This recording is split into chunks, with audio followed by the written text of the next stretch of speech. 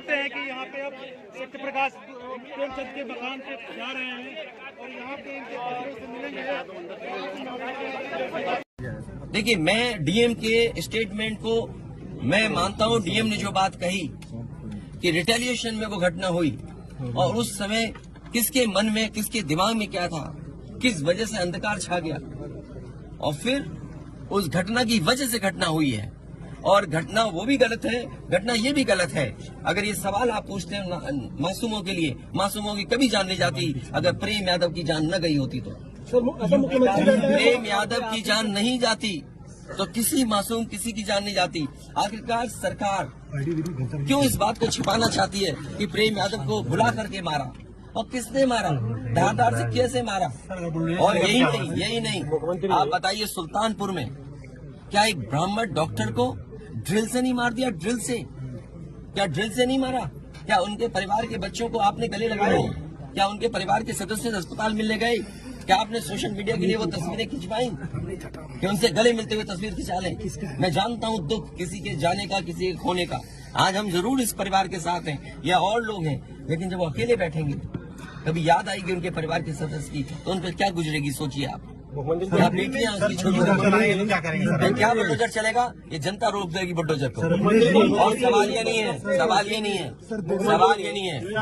एक मिनट रुक जाइए ना, सवाल मैं बैठा हूँ।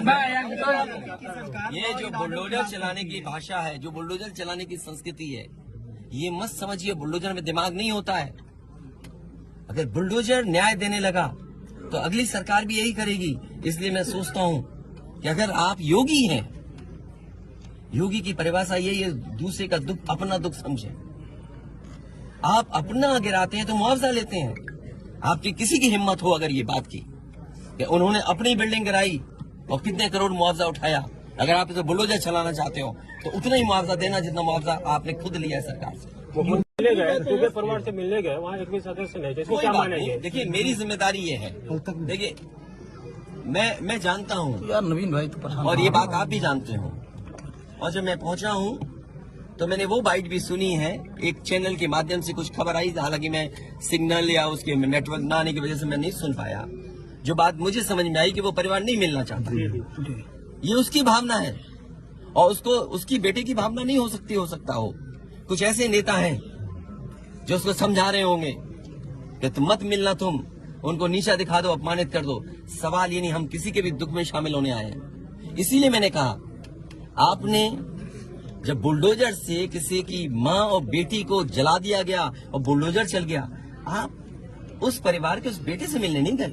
उस बेटे को इस सरकार ने ठंड में नंगा किया था। अरे हम तो कहते हैं उस बेटे से तुम क्यों नहीं गला मिलते हो जाकर, क्यों नहीं मिलते जाके सरकार?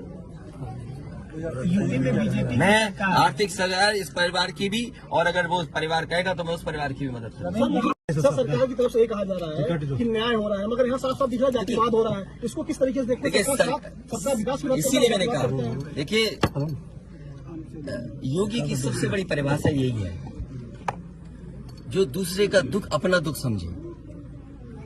मुख्यमंत्री जी को किसी के साथ भेदभाव नहीं करना चाहिए अगर वो मुख्यमंत्री उत्तर प्रदेश के हैं, और किसी भी घटना से राजनीतिक लाभ नहीं लेना चाहिए।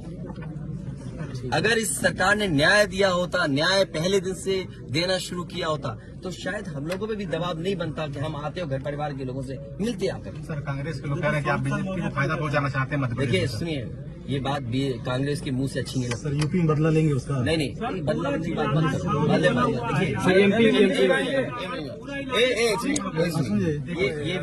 ये विषय इसलिए मैं नहीं उठाना चाहता हूँ कि ये हमारे लिए बड़ा विषय है। इंडिया न्यूज थोड़ा न्याय में संतुलन हो, थोड़ा साइड ही नीचे, न्याय में संतुलन हो, ये सरकार की जिम्मेदारी है।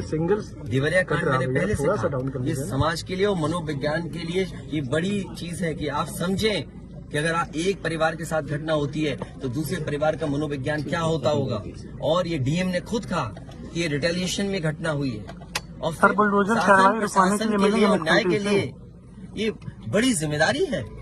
भाई शासन प्रशासन और न्यायालय के लिए क्या मामूली बात है? आज तक पता नहीं है कि घटना कैसे हुई। पहली, प्रेम यादव को किसने बुलाया, प्रेम यादव वहां कैसे पहुंच गए मोटरसाइकिल से, उन्होंने कभी जमीन ली, उनका भाई बेच रहा है। अब परिवार की बातें क्या मैं बोलूंगा जो मैं जानता हूँ या आप जो जानते हैं, जो आप जानते हैं कि भाई परिवार जो था अगर जमीन बेच रहा है, एक भाई ने बेच दी जमीन, इन बातों को मैं कहूँ कि वो परिवार अपने भाइयों के साथ कैसा व्यवहार करता था, ये बातें मैं कहूँगा क्या?